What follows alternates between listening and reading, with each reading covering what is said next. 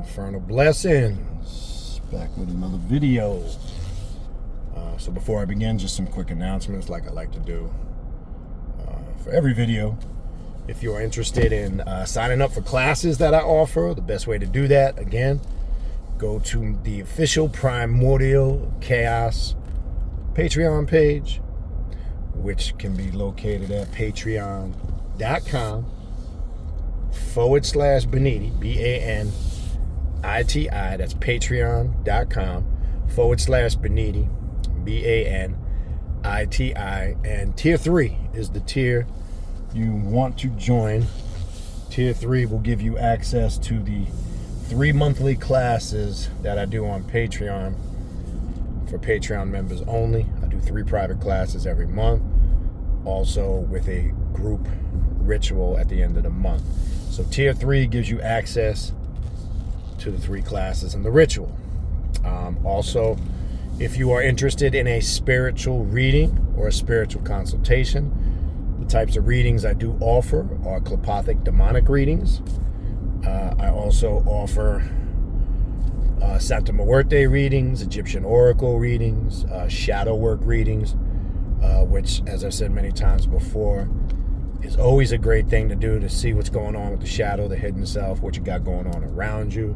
If you're looking for a sense of direction as far as what kind of ritual work should I be doing, what direction should I be headed in, if you need a little guidance in that area, shadow work reading is always good for that and others and other things, not just that, but to really unlock the shadow of the hidden self. Deity readings, which determine what spirits and deities and demons and gods and goddesses walk with you to further strengthen your growth on this path and to establish stronger relationships with the deities.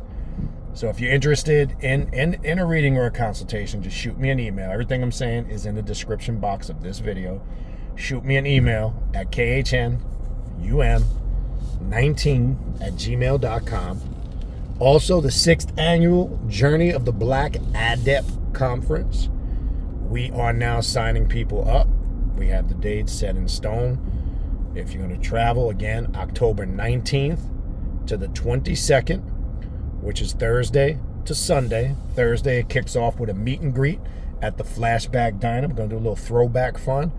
It's just we meet that evening and get a little grub, a few drinks, and everybody meets each other to get that out of the way so we can get to work on Friday and Saturday, which are classes, workshops, and presentations from speakers from 9 to 4 p.m. And then we come back in the evening on both nights, Friday night, and indoor working Saturday night, and outdoor working at the beach more than likely, and possibly the cemetery.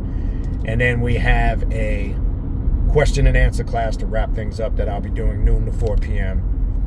On Sunday, and that wraps up the event. You could also attend virtually if you're interested, which gives you access to the classes on Friday, Saturday, and Sunday. So you can attend virtually or live in person. So if you are interested in either or, reach out to me with an email and let me know if you want to attend virtually, if you want information in person, or if you want information for both. Just shoot me an email. I'll get that over to you. We are signing people up right now to register and sign up for the conference. I'll send you all the information, how that will go down if you sign up. All right. Other than that, also, we have a Patreon class tomorrow night. I believe it's Klapothic Sorcery, class number 3 or 4, if I'm not mistaken, or it could be Luciferian Magic. I got to keep checking before I come on. I keep forgetting. But anyway, Patreon class tomorrow. Again, if you want to get in on the private classes, patreon.com/Baniti, Baniti, tier 3. That's the way to go. That's the way you want to go. All right.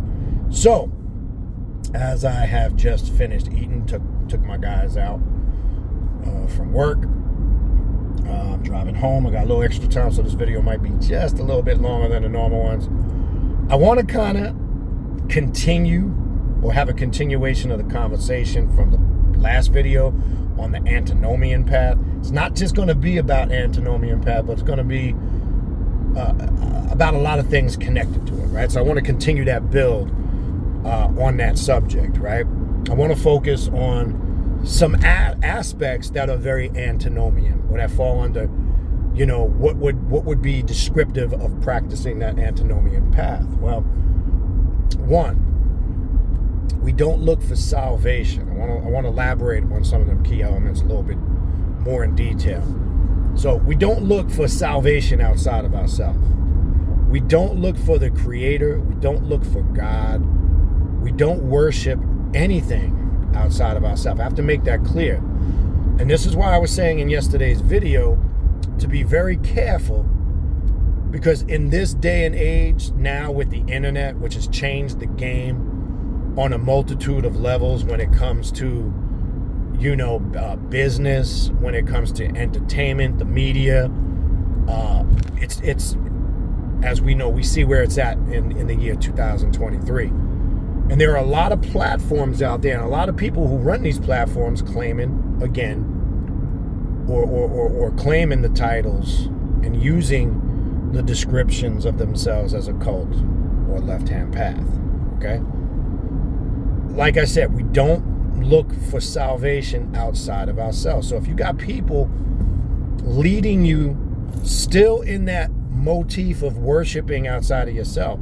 So to expound a little further on that, you can't be on this path and you still want to play Orishi Santeria in a traditional way. Okay? You can't. If you're praying to deities and spirits, and I want to establish the difference between praying, and that's what this video is going to be a little bit different, and what is the difference between prayer, invocation, and evocation? Let's talk a little bit about that, because this has to be identified also from an antinomian perspective, okay? So what is, quote unquote, the difference? And do we do any of those things, okay? All right, so we need to address that, okay? Prayer from a religious sense, okay? And let's be clear on this, okay? No, we do not pray like religious people pray. I want to make that clear, okay? So let's look at monotheistic religious prayer and what it entails and why we don't do it. Because this topic comes up when it comes to occultists, left-hand path practitioners. Do we use that traditional form of prayer? Now, I want to make this clear. Again, you do whatever you want. I can only tell you, and I'm not knocking anybody if you do or you don't. It's not about that. I can only speak on and teach on the things that I have experienced, the things that I practice and share with you that I know work. Now, what you do with that, that's your business. And I am by no way making the claim that what I'm saying is the tell-all, be-all. So I don't want nobody getting up in their feelings about what I'm going to say. If you don't agree with it, just disregard it. That's it.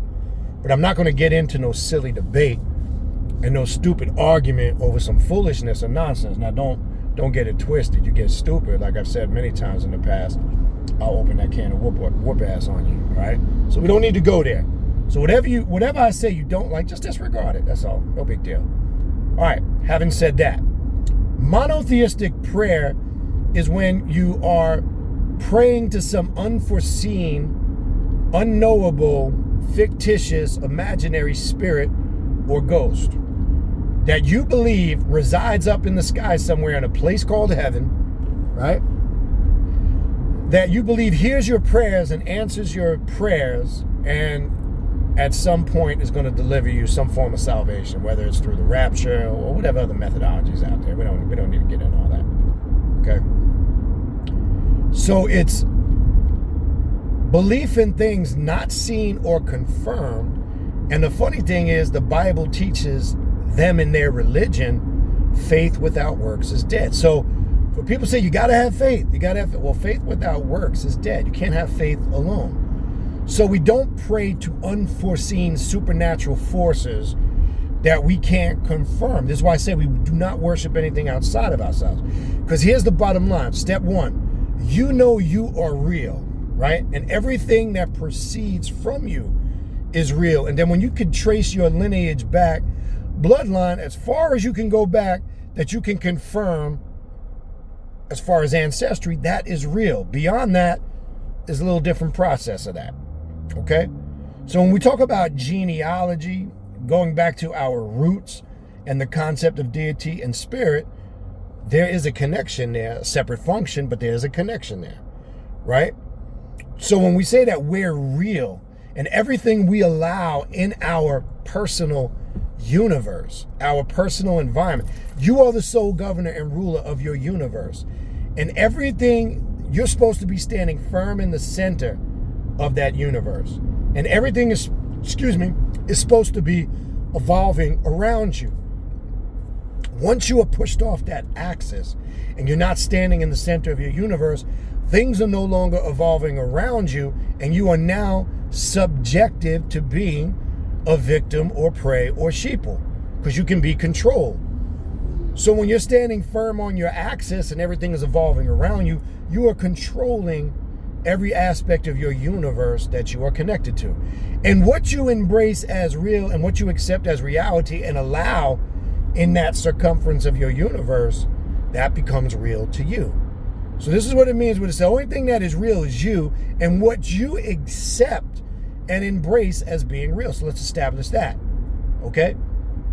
Now, when it gets to the concept of belief and faith to deity, it shifts a little bit, right? It shifts a little bit in the sense because if you believe in some unforeseen force, the only thing that really makes it real, again, is because you believe that, right? And then people will say, well, religious people say, well, I pray, my prayers get in, things happen. You can attribute that to some spook spirit that you think did that for you, but really it was your actions and how you reacted to the situation is what brought about the change. Now, if you want to attribute that to some unforeseen spirit, then knock yourself out. But we don't worship things we can't see or confirm. We don't worship anything, okay? So no, we don't pray, we don't send supplications out to some spirit somewhere out there. So no, in my opinion, I don't teach people, I don't acknowledge, and no, we should not pray in that form or fashion when it comes to that aspect of what monotheistic people in Islam, Christianity, and Judaism call prayer, okay? Now, invocation, let's compare the two.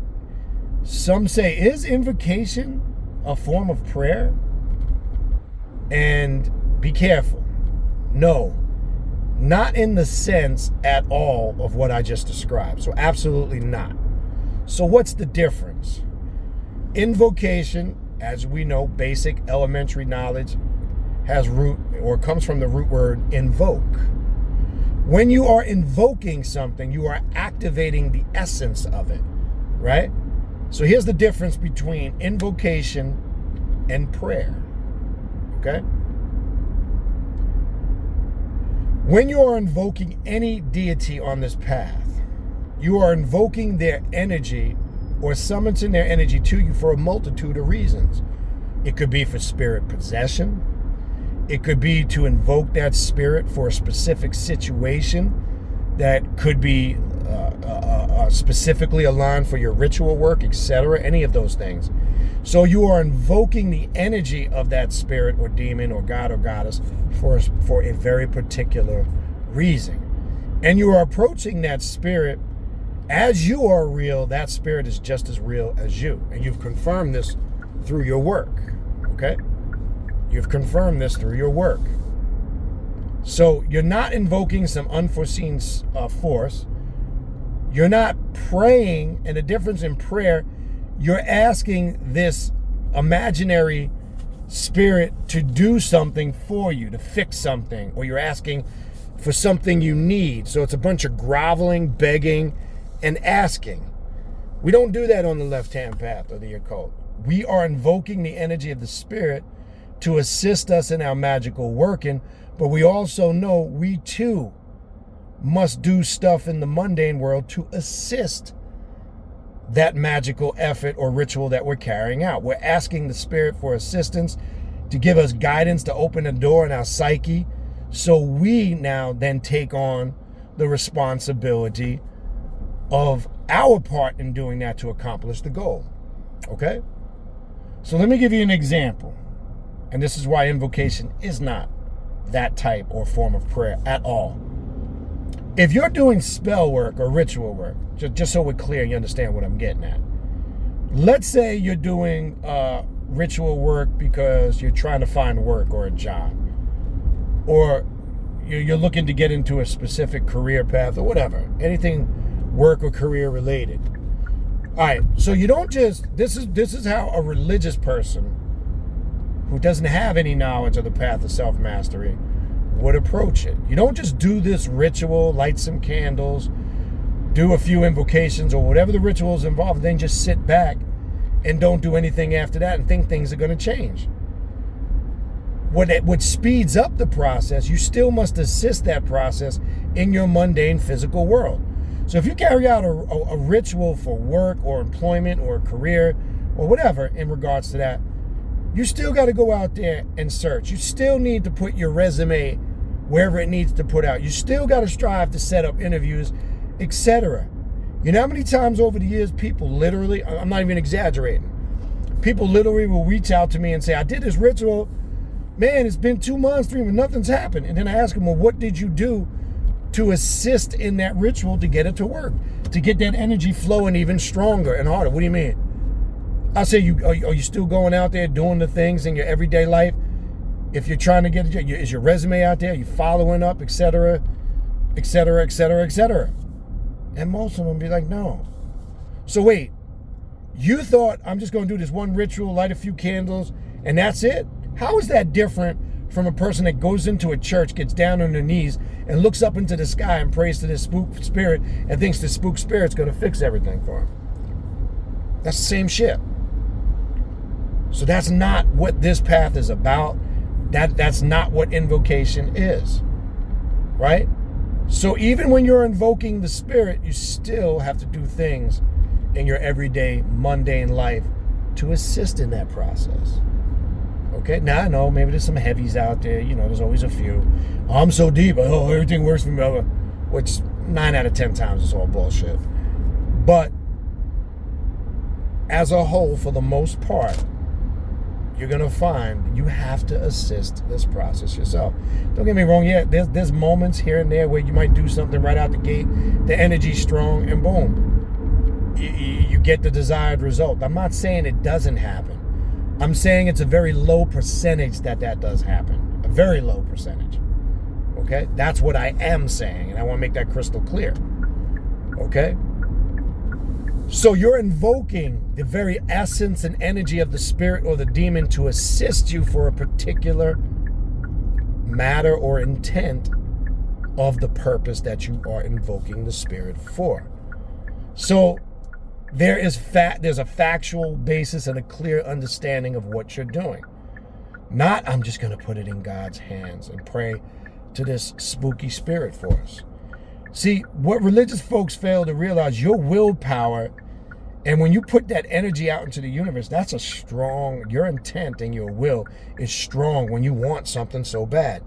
So it could create the illusion when you are in a serious situation, or you're very desperate, or you're feeling very, very strong about something for a multitude of reasons. You keep putting that thought energy to it, it will manifest and open. And the doors will open and you'll get the result. Now, you could attribute that, again, like I said a few minutes ago, to some spook spirit if you want. But really, from day one, it was always you that opened the door and got the result. You may not think so, because I always get that argument. Well, you're saying religious folks will come at me with, well, you're saying religion doesn't play.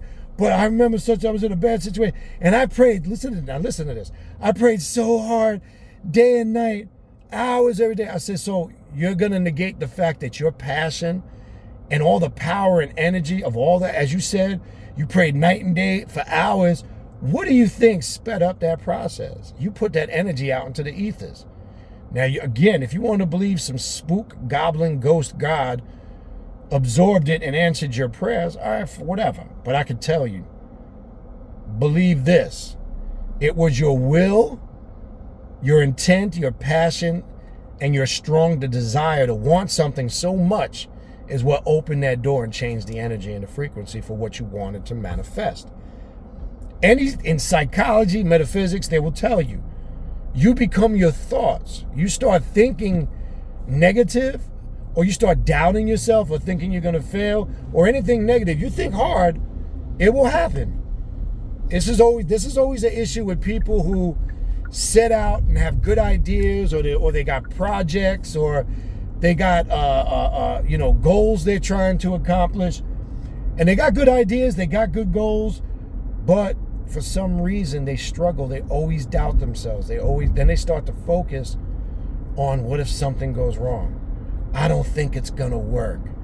I don't think it's gonna happen. I don't.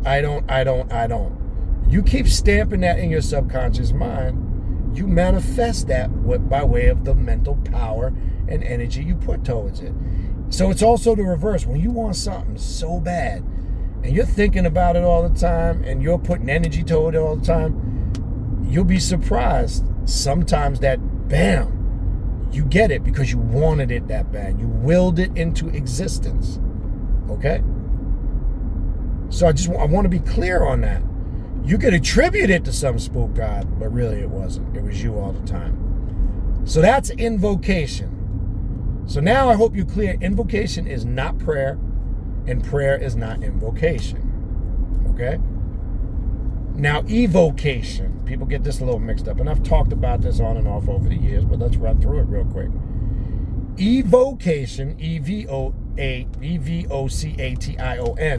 Sometimes when you hear it or it's said very fast, it almost sounds like the same thing. Evocation, invocation, right? If you say it, believe it or not, some people mistake these for the same thing.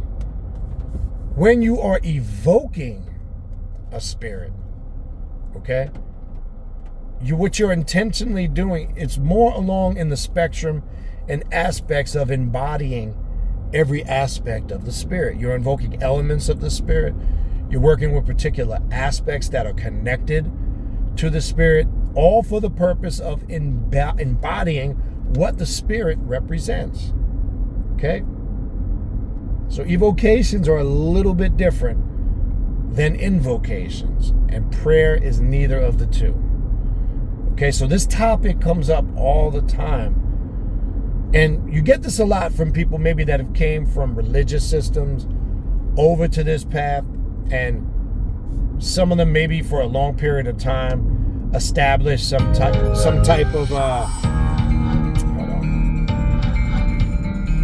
they've established some type of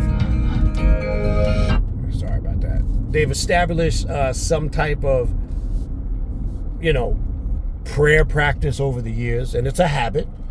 And as we know in shadow work, we evaluate our habits and things we've picked up and inherited along the way, right?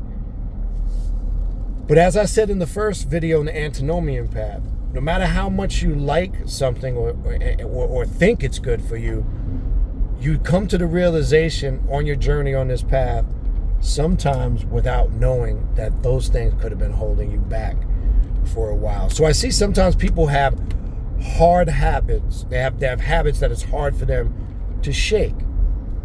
And they come on this path and they still approach the work sometimes from that prayer perspective of connecting with spirit. And I get it in the beginning, but over time, it's supposed to dissipate through your work. Because again, got to go back to what I said in the beginning. If you are directing your energy and praying and worshiping things outside of yourself, you're not on an antinomian path. You're not on a path of self-mastery or the left-hand path or the occult or anything connected to it. Okay? We must be clear on establishing that. Because as I said, and this is why I'm very, if you want to say passionate about this particular aspect, there's a lot of bullshit out there that is claiming to be left-hand path and occult, and it's nothing but fluffy bunny, light package shit being disguised as the occult or the left-hand path. And me, I'm a big supporter of defending this path in the sense of what it's really about. It just doesn't sit right with me when I hear people calling certain things left-hand path or occult. And I'm like, there ain't nothing left-hand path or occult about that shit. So when you want to play banishing rituals, and I work with the archangels, and you still want to work with the Orishi and all those lesser systems. Now, look, I want to make this clear. I don't want nobody to take shit personal. One, I don't really care, but don't take it personal. Again, if it don't apply or if you don't agree with it, just disregard it. Okay? So look, you can do whatever you want. All I'm saying is you won't find any of that over here. I have people reach out to me a few times over the years that can I channel archangels for them because they're connected to Raphael and Gabriel. That's all that Golden Dawn stuff. Order of the Golden Dawn and all that, what I'd like to call gray side magic. Okay, it's not Wiccan or very light magic. It's definitely not dark magic. I call it gray side magic because it's very safe, right? It has some elements of what you would think might be kind of occultish, if that's the right word. But when you remove all the fluff on the surface, you just see that's all it is fluff. When you peel it back, what they're disguising on the surface, beneath it is all fluff. Okay? So, I just don't sugarcoat. Well, I'm not going to sugarcoat what I'm saying and what I do. I don't deal with any of that. And again, that's your choice. If you do say, well, I work with archangels and banishing and all that stuff, it works for me. Then knock yourself out. Power to you. Then what the hell you over here bothering me for? That shit I don't get when people be on people's platforms to start arguments and waste all that time and energy. Then if you don't agree with what somebody says, then just don't waste your time over there. I know if I come across a platform on YouTube, and I have many over the years, if I'm not vibing, I'm done. I don't go back. I'm not gonna stay in there and be mad all up in my feelings. And I gotta prove my point. You know, that's that ego shit that'll whip your ass, boy.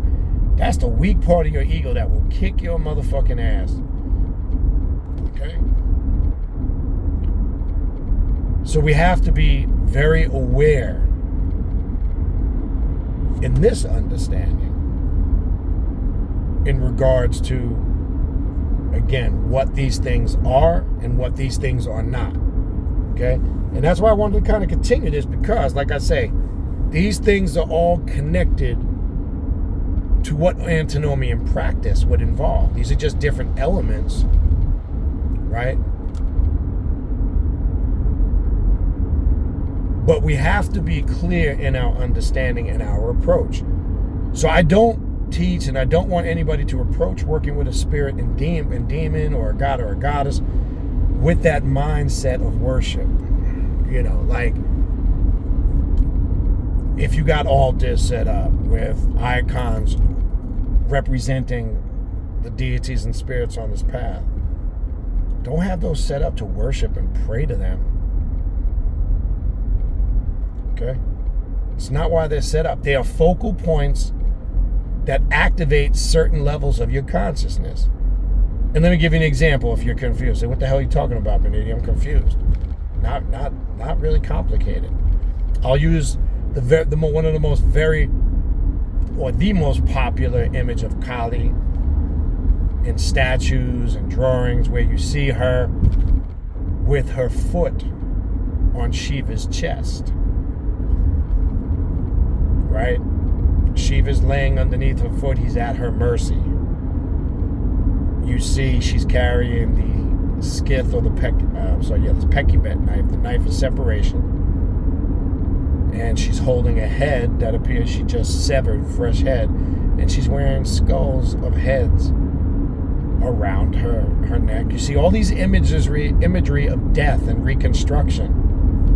Right? And the cutting away and removal of all things that are toxic to our growth. When you look at that image of Kali with the bloody skull necklace, have heads around her, holding the severed head, and then firmly as a female with her foot on Shiva's chest, showing that she, the divine, demonic feminine, rules this realm, not the male. And it's showing that power as a divine, demonic female, right? When I look at Kali, all those things I just said is what flows through my mind. So statues or / icons should be utilized for the purpose of activating your psyche or your consciousness. Okay? And if you're locked in on the level where the imagery activates that, you know it's a very, very productive and powerful element or tool that's going to assist you in growing. Okay? I'm not saying it happens out the gate for everybody like that. It might take some time and some discipline. Okay? But these are the things we must understand if we say we're on a path like this. So we don't look at these icons or statues that we have representing certain aspects of these archetypes and energy on our altar. We don't look at them in the form that we worship them, right? Because I can look at any statue or image or sigil, it automatically activates the consciousness that's connected to that spirit. It could be anybody. It doesn't have to be Kali. It could be Set. It could be Sekhmet. It could be whoever. Okay? That's how we're supposed to focus on that. Not look at it, not look at it as a form to be mesmerized by it, or to look at it to be in a state of spookiness. Yes, I am a son or daughter of Yemaya. Lilith told me I am her child. You know, look, man. I gotta call it for what it is, and I can't fake the funk. I'm so tired of that shit. Of people with their aesthetic, spooky bullshit, that I just don't have no place for it anymore in my realm of existence, for lack of a better word. See, I'm not looking to be called or chosen to be somebody's son in this path. I'm trying to completely embody what these spirits and demons represent. And that's how you take the knowledge, and that's how you apply it. Okay? It's one thing reading about it. It's one thing reading about it and taking that information you're reading about and applying it to your everyday life. Okay? That's the difference. That's the difference of what we do and how we embrace our path. Now, as I said in the previous video, you have to be a critical thinker on this path. And I want to expound just for a moment or two a little deeper than I did the previous video. When something is presented to us, we put it through a test. We question every aspect about it. We try to validate the claims. We try to confirm everything that's connected to it. And then we make our decision if we accept something as truth and reality, or something just as fictitious, not real to us. Okay? We always gauge it and we always put it to the test. Critical thinking is about making critical choices and making the right choices. So when we're in a state of critical thinking, we tend to make wiser decisions, more productive decisions. Okay? So this is all part of this process of, again, not looking for answers outside of yourself, not looking to worship some spook spirit or force in the sky, and he's watching and he's keeping score, you know, all that spooky faith-based dogma that will keep you in a serious spell of mind control. No, not in that sense at all. I want to be clear on that. At all. Okay? So you must take the initiative. One, just wrap it up with a couple key points. You must take the initiative to want to study to the point where you can get clarification on these things. Okay? You should want to be motivated when somebody presents something to you, and especially with something of a spiritual nature, but use that critical thinking process. Put it to the test to see if it's for you or if it's not. Don't just sit back and accept it because such and such has a title in front of their name, or they claim to be master this, high priest or high priestess this, or guru this, or because one thing I'm finding out here on social media, man, motherfuckers will just give themselves these powerful titles, and they're none of that. They'll be giving themselves, putting shit in front of their name, making themselves sound super duper deep, and it's all just to feed the fucking ego. Okay? And a lot of it holds no weight, if any at all. Okay? So being a critical thinker is very important, because by critical thinking, you put things to the test to see if they line up. And through that critical thinking process is how you, through layers, cipher through it to see how you're going to get answers and clarification and guidance that you're looking for. Okay? So, again, in a nutshell, to wrap it up, what I was saying in the beginning of the video, we don't look for salvation outside of ourselves. We don't worship and bow down and pray and grovel and beg and ask spook forces to fix all of our problems. We don't do that. Okay? That's, again, what we don't do. As I said many times over the years, the God you've been searching for has always been here since day one. You get up every morning and look at him or her in the mirror every day. But you never wanted to believe that or embrace it, because day one you've been programmed from a very small human being, a very small child, all the way up to sometimes to your adulthood. You've been programmed with this religious dogma. This unforeseen force exists out there and controls every facet in the course of your life. No, you have been in control. You've always had the ability to make the choices and the decisions that you needed to make for you. It's always been there. And that's what a real antinomian path is about. Okay? All right, so having said that, I'm going to stop there for the moment, because I'm just about at my destination. Again, if you want to reach out to me for a spiritual reading or a consultation, hit me up, khnum19@gmail.com. Oh, and I don't want to forget, I forgot in the beginning. Remember, all this new content is all uploaded to in audio file format to the Primordial Chaos podcast. The direct link to that podcast is in the description box of this video. So if you're looking for audio files so you can listen to it in your earbuds, exercising, walking, driving in the car, or just out, just doing shit around the house, you can now get them in audio files at the Primordial Chaos podcast. Direct link is in the description box of the video. And if you want to sign up for the classes I do offer, go to the official Primordial Chaos Patreon page at patreon.com/Baniti, Baniti, and Tier 3 is the way you want to go. Sign up for Tier 3. That gives you access to the 3 private classes I do on Patreon every month for Patreon members only. All right? And if you need information on the 6th annual Journey of the Black Adept Conference, for any of the aforementioned, email me at khnum19@gmail.com, and I will talk with you guys soon. Infernal blessings, and we will talk soon.